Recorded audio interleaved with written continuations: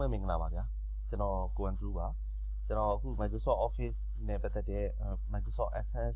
Microsoft Excel Microsoft Project Microsoft SharePoint PowerPoint လို့ Word တို့ဒီ software တွေတင်တဲ့အခါမှာinstallation ပိုင်းမှာတချို့အနေနဲ့ခက်နေတာလေးတွေရှိနေတဲ့အတွက်ကြောင့်ကျွန်တော်ဒီ installation guide video file လေးကိုလုပ်ပြလိုက်တာဖြစ်ပါတယ်တချို့ဒီပြီးသားလူတွေကတော့ဒါကိုကြော်သွားလို့ရပါတယ်မတည်သေးတဲ့လူတွေအနေနဲ့တော့ဒါလေးကိုတော့အခုလက်ရှိကျွန်တော်လုပ်တဲ့အတိုင်းကို extract ဖြည့်လိုက်ပြီးတော့တစင်းချင်းစီကျွန်တော်တို့လိုက်ပြီးတော့လုပ်ကြည့်ကြအောင်ဒါဆိုရင်ကျွန်တော်တို့တစင်းချင်းလုပ်ရင်းနဲ့ကိုယ့်ရဲ့မိမိရဲ့ set တွေကိုဒီ Microsoft Office software ဝင်သွားမယ်ပေါ့အခုလက်ရှိကျွန်တော်သုံးနေတာတော့ Windows ကျွန်တော်10ကိုသုံးနိုင် Windows 7တို့8တို့သုံးနေတူတွေအဆင်ပြေကြပါတယ် Windows 7ဆိုရင်တော့ Windows 7 Service Pack 1ဆိုရင်တော့အဆင်ပြေပါတယ် Service SP1 နဲ့ later ပေါ့တော့သူတဲ့ပို့ပြီးတော့ရှေ့ရောက်တဲ့ Windows 7 Service Pack 1ဆိုတဲ့ကြောင့်ကျွန်တော်တို့နောက်ပိုင်း Windows 8တို့ 8.1 Pro တို့နောက်လို့ရှိရင် Windows 10တို့เนาะဒီ version တွေပါပါတယ်ကဲကျွန်တော်တို့ဒီဟာလေးဖြည့်ပြီးသွားပြီဆိုလို့ရှိရင်ဒီ setup ဆိုတဲ့ file လေးမှာ right click ခောက်လိုက်ပြီးတော့နောက် right click နဲ့ run as administrator အနေနဲ့ဝင်ပြီးတော့ကျွန်တော်ဒါလေးကိုစသွင်းကြည့်ရမယ်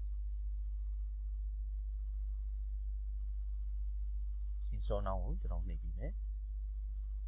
customize ဒီပါတွေကတော့တခုချင်းဒီကျွန်တော်ရွေးပြီးသွင်းနေတော့ပါဘူးအခုကတော့ဒီ Microsoft Office Professional Plus 2016ပေါ့အခုလက်ရှိကျွန်တော်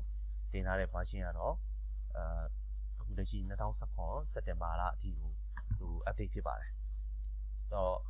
2016လို့သူကပြောထားပေမဲ့ကျွန်တော်2016နောက်ပိုင်းမှာသူက update လုပ်နေတဲ့အပိုင်းဒီ feature တွေတက်နေတာတွေအများကြီးရှိတယ်အဲ့ဒါတွေကျွန်တော်ကဒီ hotfix ဆိုတဲ့ file မျိုးလေးတွေမှာသူထည့်ထားတယ်အဲ့ဒီ file ကြီးကသူကအသစ်ထည့်တဲ့ feature တွေ2016စထွက်ခြင်းမှာဖြစ်နေတဲ့ error တက်နေတဲ့အပိုင်းတွေကဒီမှာရှင်းပြပေးတယ်တော့အဲ့တော့ကျွန်တော်တို့လက်ရှိနောက်ပိုင်းတွင်းနဲ့နောက်ပိုင်းရောက်လာနေပြီသူကပို့ပြီးတော့ကောင်းလာနေတယ်ပေါ့နော်အဲ့တော့တစ်စင်းချင်းစီသူတွင်းသွားလိမ့်မယ်နော်ခဏလေးတော့ဆောင်းပါမယ်4-5 မိနစ်လောက်လို့ကြာတယ်ကိုယ့်ရဲ့ computer ရဲ့ performance ပေါ်လည်းမူတည်တယ်5မိနစ်ကနေပြီး10မိနစ်နောက်တချို့computer က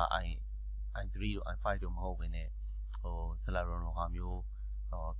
B3 တို့ B4 လို့ဆိုလို့ရှိရင်တော့ပို့ပြီးတော့ကြာလိမ့်မယ်နော်နည်းနည်းလေးစောင့်နေမယ်ပြီးကနေပြီဆိုလို့ရှိရင် finalizing installation this may take a few minutes ဆိုပြီးတော့သူစာတန်းလေးပေါ်လာလိမ့်မယ်နောက်ပြီးတော့ခဏလေးစောင့်မယ်နော်ကြာပြီကျွန်တော်ပြီးလို့ရှိရင် close လုပ်လိုက်ရနော်နောက်ပြီးရင်ကျွန်တော် activator ဆိုတဲ့ဟာလေးရှိမယ်သူကို run as administrator အနေနဲ့ပဲဝင်ပြီးတော့ဒါလေးကို run လိုက်မယ်တော့ activator run ပြီးခဏလေးစောင့်မယ်သူတက်လာတဲ့ဟာ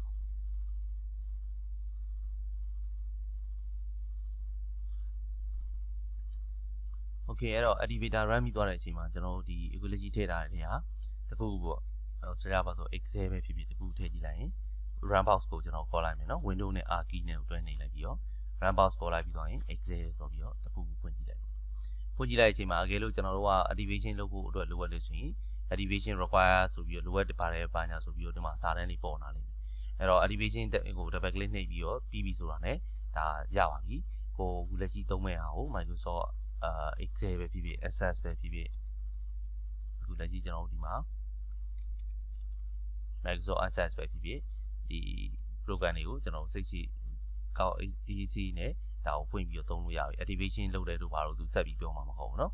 Okay ဒါဆိုရင်ကျွန်တော်တို့ installation လုပ်တဲ့ဟာလေးဒီမှာနေပြီးပါပြီเนาะ